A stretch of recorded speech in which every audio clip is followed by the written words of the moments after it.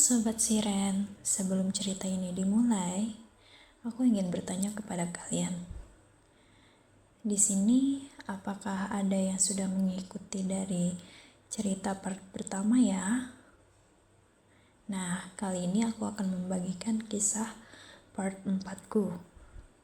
Simak ceritanya. Sebelum cerita ini dimulai, aku ingin menceritakan sedikit tentang latar belakangku. Aku berasal dari sebuah kota kecil yang cukup jauh di pedalaman Kalimantan. Namun, sekarang aku merantau di sebuah kota yang besar yang berjarak sekitar 6 jam perjalanan dari sana. Di kota rantauan itu, aku tinggal di sebuah kamar kos yang sederhana. Biasanya setiap keluargaku datang menjengukku, mereka akan menyewa kamar hotel. Namun, jika hanya ibuku yang datang, ia akan tidur bersamaku di kamar kos. Kejadian ini terjadi sekitar 1 bulan setelah aku putus dengan Joel. Saat itu, keluargaku datang untuk menemaniku karena mereka tahu aku sedang patah hati. Malam itu, ibu dan adikku tidur bersamaku di kamar kos, sementara ayahku pergi bersama temannya karena suatu urusan. Posisi tempat tidur kami menghadap langsung ke sebuah jendela besar. Kamarku berada di lantai 2, sehingga di balik jendela itu tidak ada balkon. Hanya pemandangan luar yang gelap dan sunyi jika di malam hari. Aku tertidur nyenyak di malam itu. Namun, di tengah tidurku, aku mendengar suara rintihan pelan. Awalnya samar, tetapi lama-kelamaan berubah menjadi suara teriakan tertahan. Ya, seperti orang mengerang gitu. Saat terbangun, aku melihat ibuku sudah berkeringat dingin dengan mata terpejam yang rapat. Bibirnya tampak tergigit, tubuhnya gemetar, dan ia seperti berusaha berteriak, namun tidak bisa mengeluarkan suara. Aku langsung membangunkannya. Adikku yang melihat kejadian itu ikut terbangun. Begitu sadar, ibu langsung terengah-engah ketakutan. Katanya, sebelum tertidur, ia sempat memainkan ponselnya. Namun, saat baru memejamkan mata, ia tiba-tiba melihat seorang perempuan asing berusia sekitar 17 hingga 20 tahun. Perempuan itu memiliki rambut pirang, mata biru, dan mengenakan gaun kuning bergaya zaman dulu. Ala noni-noni Belanda gitu. Kata ibu, awalnya perempuan itu hanya menatap ibuku diam-diam. Namun, semakin lama, tatapannya berubah menjadi penuh amarah. Wajahnya perlahan berubah mengerikan, seolah meleleh, rusak, dan dipenuhi darah. Matanya melotot tajam, seperti ingin menerkam kami, begitu katanya. Ibu juga berkata bahwa ia ingin bergerak, tetapi tubuhnya sama sekali tidak bisa digerakkan. Sampai akhirnya, aku berhasil membangunkannya. Keesokan harinya, kami pergi berjalan-jalan untuk menghibur diri. Namun, ibu masih terlihat memikirkan mimpi semalam. Akhirnya, aku menceritakan sesuatu yang sebelumnya tidak pernah kukatakan pada ibu. Aku juga pernah memimpikan seorang gadis bergaun kuning. Namanya Sophia Wem. Tetapi berbeda dengan mimpi ibu. Gadis itu di mimpiku justru tampak ceria dan tidak menyeramkan sama sekali. Sejak saat itu, kami mulai bertanya-tanya, apa arti semua ini sebenarnya? Namun, ibu hanya berpesan agar aku lebih sering berdoa, pergi ke gereja, dan meminta misa khusus untuk mendoakanku jika ada kesempatan.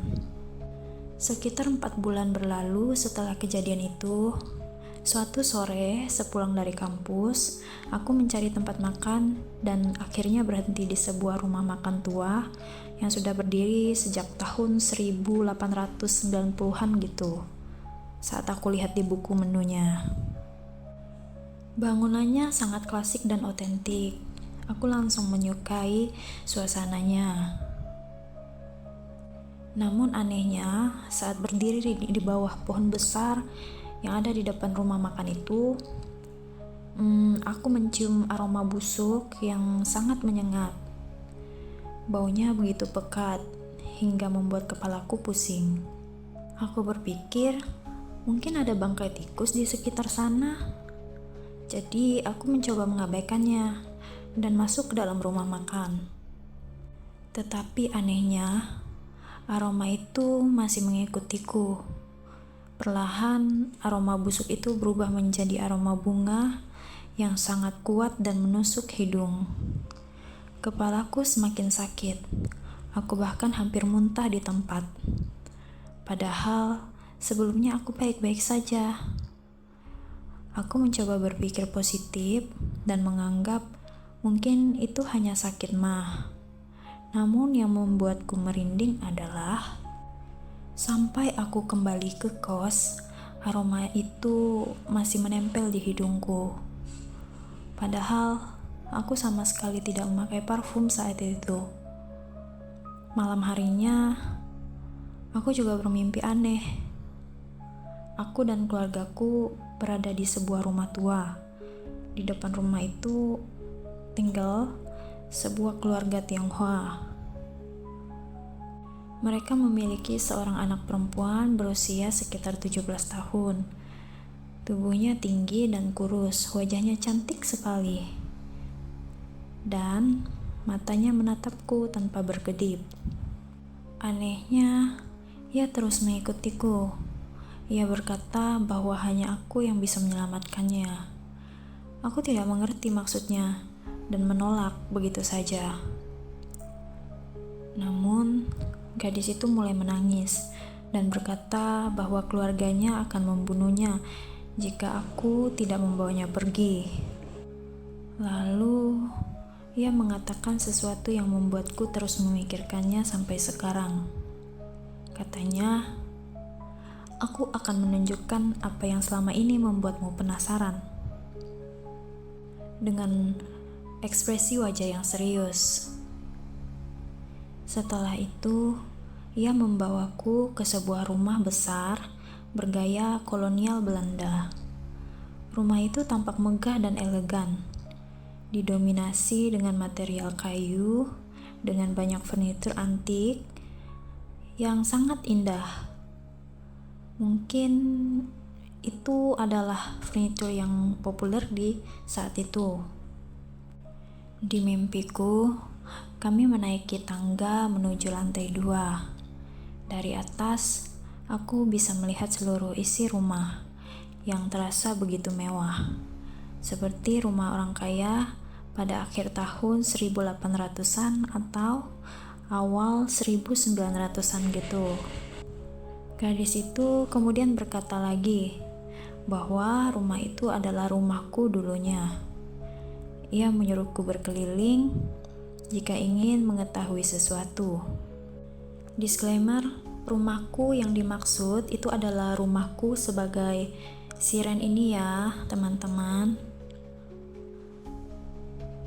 Nah, kemudian tiba-tiba gadis itu menjerit ketakutan, seolah sesuatu yang memaksanya pergi. Dalam sekejap, gadis itu tiba-tiba menghilang. Di rumah itu ada 2 tangga besar yang menghubungkan lantai 1 dan lantai 2. Di salah satu tangga, aku melihat ada 2 anak kecil pirang sedang berlari sambil tertawa. Seorang anak perempuan mengenakan gaun kuning, sedangkan anak laki-lakinya memakai kemeja putih pendek dan celana berwarna coklat yang pendek juga. Mereka tampak sangat bahagia saat berlari. Namun anehnya, saat melihat mereka, Dadaku terasa sesak luar biasa. Aku sulit bernapas. Aku ketakutan dan memutuskan keluar dari rumah itu. Tetapi saat berjalan menuju pintu keluar, rumah itu tiba-tiba berubah menjadi tua dan bobrok. Suasananya menjadi suram dan menyeramkan. Kedua anak kecil tadi menghilang begitu saja. Aku panik dan memanggil ibu serta ayahku. Akhirnya mereka datang dan membawaku keluar dari rumah itu.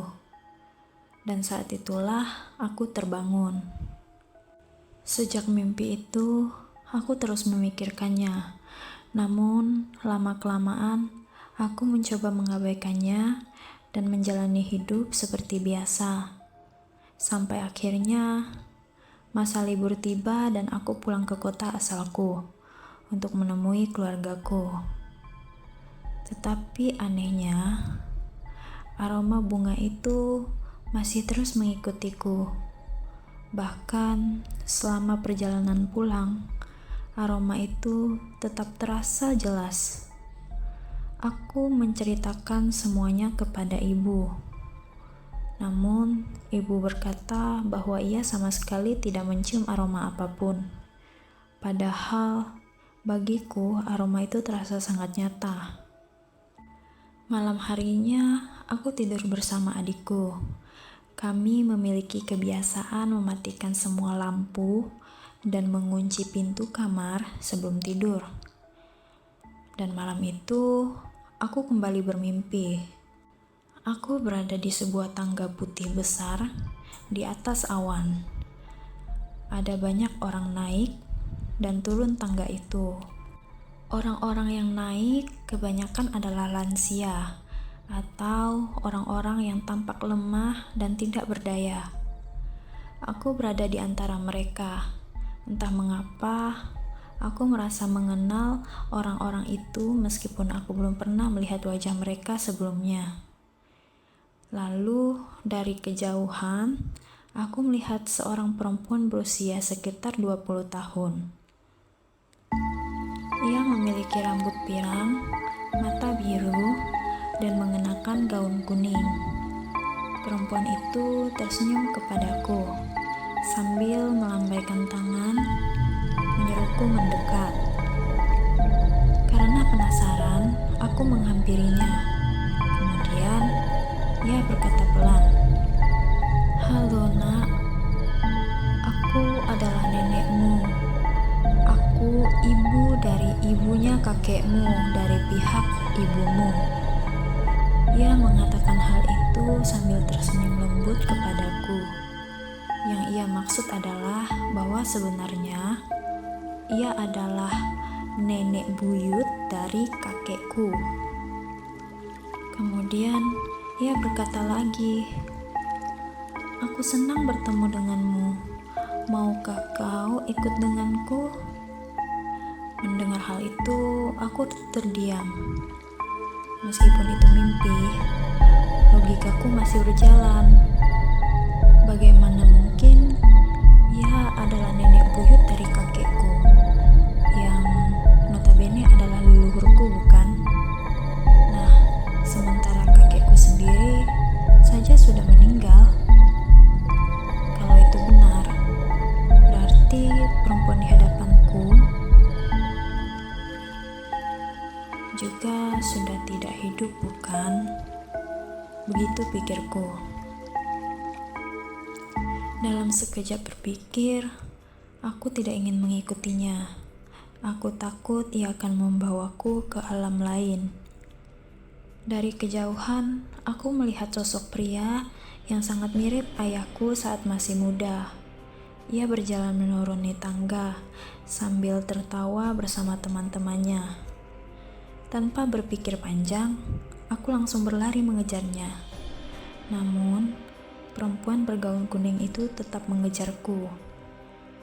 Ia menangis sambil memohon agar aku ikut bersamanya. Aku semakin takut. Aku berlari menuruni tangga itu secepat mungkin sampai akhirnya tiba kembali di kamarku. tempat tubuhku sedang tertidur. Aku langsung berbaring di kasurku. Namun, perempuan itu berhasil menyusulku sampai ke depan pintu kamar. Ia berdiri di sana sambil menangis sedih, seolah kecewa karena aku menolaknya. Lalu perlahan ia membuka pintu, namun badannya berbalik lalu pergi, menghilang bersama kabut asap di tengah gelapnya malam.